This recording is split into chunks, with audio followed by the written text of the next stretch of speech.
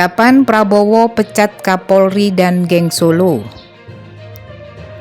Mulai 1 September 2025, Partai Amanat Nasional resmi menonaktifkan dua kadernya Eko Patrio dan Uya Kuya dari fraksi PAN di DPR RI. Wakil Ketua Umum PAN, Viva Yoga Mauladi menegaskan langkah ini demi menjaga disiplin, integritas, dan kehormatan wakil rakyat.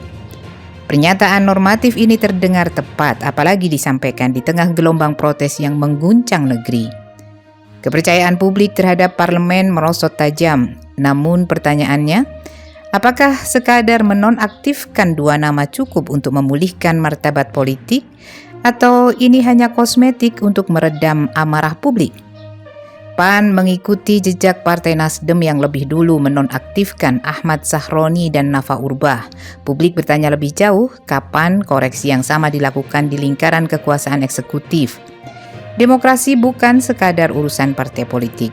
Ada kepercayaan publik yang harus dijaga oleh semua pilar kekuasaan, termasuk pemerintah. Jika partai berani memecat kader bermasalah, mengapa Presiden Prabowo diam terhadap geng Solo yang bercokol di kabinet? Mereka dulu menjadi simbol oligarki, pengendali proyek, perpanjangan tangan kepentingan politik lama. Kini masih nyaman duduk di kursi empuk pemerintahan, bahkan mereka kian rajin bikin gaduh. Gelombang protes yang memenuhi jalanan bukan datang tiba-tiba, ia lahir dari akumulasi kekecewaan, komentar pongah, gaya hidup mewah, hingga dugaan penyalahgunaan kekuasaan yang mencederai rasa keadilan. Ketika partai politik merespon dengan langkah tegas, publik menunggu konsistensi yang sama dari presiden.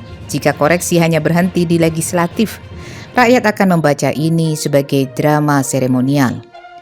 Koreksi sejati menuntut keberanian moral. Keberanian adalah pangkal dari semua kebajikan, kata Aristoteles 2000 tahun lalu, bukan sekadar mengganti wajah, melainkan membersihkan praktik buruk yang merusak demokrasi. Jika Prabowo ingin menegaskan bahwa pemerintahannya tidak dikendalikan warisan oligarki, ia harus berani mencopot para pemain lama yang menjadikan negara sebagai ladang rente. Ini bukan soal balas dendam politik, ini soal mandat. Publik memberi mandat kepada Prabowo untuk memimpin perubahan, bukan untuk melestarikan jaringan kepentingan lama. Kedaulatan tidak bisa diwakilkan. Begitu ia diwakilkan, ia lenyap. Ini kata Jean-Jacques Rousseau. Jangan biarkan koreksi berhenti pada kosmetik. Bangun mekanisme akuntabilitas nyata, audit kinerja pejabat, cabut privilege yang tidak berdasar, dan tunjukkan bahwa kekuasaan tidak kebal hukum.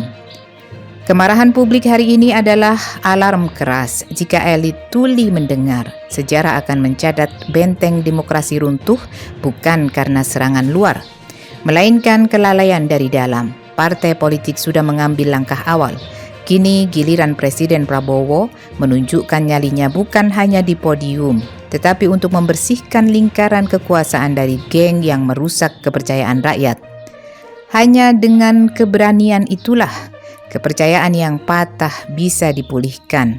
Seperti diingatkan Mahatma Gandhi, kekuasaan tanpa moral adalah bencana yang menanti saatnya. Jangan pula lupakan pesan Imam Al-Ghazali, kerusakan rakyat karena kerusakan penguasa. Jika penguasa baik, rakyat ikut baik.